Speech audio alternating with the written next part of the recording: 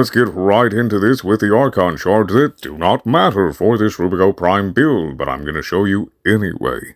Just cause. So you know what I have. Also, these Warframe Arcanes, not necessary either. I just have it because why not? Extra base damage. Also, why not extra crit chance? You can use whatever you want for those. They are not integral to the build at all. Neither is the pet build. I do have the Vigilante set bonus for, even more crit, because I like it. The only thing I would recommend for the pet is to have a viral primer, unless you're going to run Nourish. And like I said, that's not super important. What is important on this build, though, is Primary Crux. Yes, all of that extra status chance is massively, massively important. And I'm going to show you why. Because Monsieur Rubico Prime has terrible status chance. 16% status chance at base is due to water. Alright? It is so bad. So bad. And that is why Primary Crux comes in so clutch. In addition to, at max stacks, essentially giving you a pseudo extended mag. Once you have it stacked fully or near fully, you get about 10 shots per mag because of Crux. Now, the reason that all of these status strats is so important is for the blast procs. I also have semi-rifle cannonade for base damage and punch through. Other than Primary Crux, the galvanized chamber is the other very important part to this. Now, I could run the primary acuity, sure, why not? But that's only if I was going to keep it as a single target weapon. Because what it does is it strips multi-shot, and that is very, very important for status chance, especially on bad status chance weapons like this. This isn't the lowest status chance in the world, but it is by far not the greatest. It's bad. It's bad. But with that 300% bonus status chance, after you blink somebody in the head or whatever weak point, that is a significant amount. That is so much. So 300% of 16 gets you about like 50-ish, right? Like 50-ish status chance for this weapon. And then you also have that semi-rifle cannonade for a bit of punch through, adds pseudo AoE. And then, to help that even further, you have galvanized chamber for multi-shot. Those three in tandem are very helpful together. Where that multi-shot really, truly comes into play is because it's only about 50-ish. So you have a coin toss of whether or not you're even going to proc, blast, or gas in the first place, or any status effect, really. And if you only have one bullet coming out of the gun, well, it's, pretty inconsistent. It is, with primary acuity, which is why I'm not running it. It's amazing for single-target weaponry and weapons with higher status chance. Yeah, it works amazing on, even status builds, but not for the type of crowd control that you saw in the showcase. You see, the thing about multi-shot and status and why they're so good together is that even this is only around 50-60-ish, at max Primary Crux stacks, even with having a 60-60 mod as I do. What it does is it allows you to have that coin toss, that 50-50 chance of proccing a status effect multiple times per target, right? So yeah, it's only a coin toss.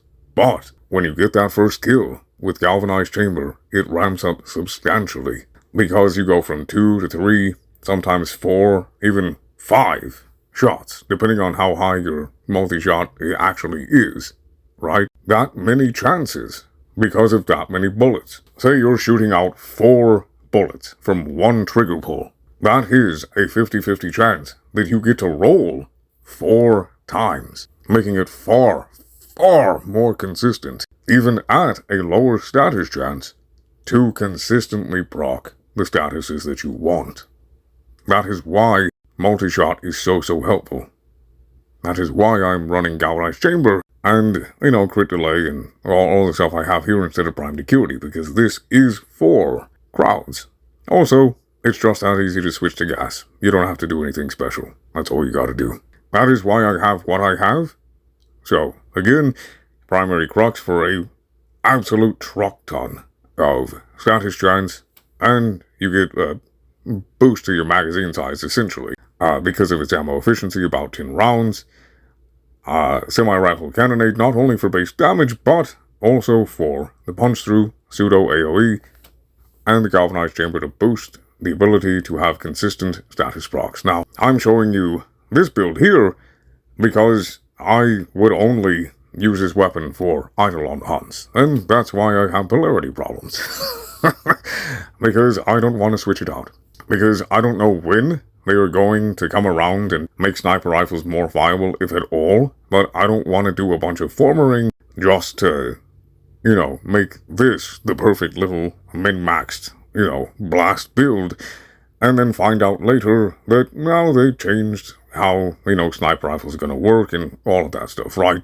So I'd rather wait and see what they do with sniper rifles, but I am so happy this Arcane came out. I'm so happy about it. And yeah, there are, you know, a bunch of really heavy-hitting single-target builds. There's even some elemental ones, you know, like corrosive heat, there's viral, there's hunter munitions, there's all of this other stuff. But because of this Arcane, now you don't have to drop damage or utility for having a bunch of 60-60 mods just to try and get that status chance consistency. Now, you can just mod the gun for how you want it to work, and then let that Arcane do all of the heavy lifting, or most of it, at least, for consistent status chance proccing. It is so nice. It is so nice. And I think, with this Arcane, it really has allowed this sniper rifle to stay relevant in this game beyond just Eidolon hunting. Because, like I said, there are a bunch of single-target builds and ones with a lot of punch-through, but at the end of the day, unless they're lined up together or in a really, really dense group, it's just not going to do as well as a build that has Primary Crux, because they can be up to 5 meters away and still detonate. And that is huge, huge for a weapon like this. And yeah, there are way better weapons, you know, for dealing with the hordes in Warframe, obviously, you know, the Prisma Gorgon, there's Torrid, there's, you know, the Bubonico, there's so many things. And even in the same sniper category, the Sploratrix just does a better job, but the fact that Rubico Prime can now compete, and it's hit scan, it feels so good to me. I fell in love with this sniper rifle the moment I got it in my hands, and I am so happy to share this build with you guys. So, I hope you all enjoy this weapon. Also, if you're curious and you'd like to support the channel, I do have a Patreon linked in the description below, along with my Instagram. I tell stories if you're curious. But that's the video. And I had quite a lot of fun making it. So I hope you guys have a good day, a good night, and may RNG be in our favor.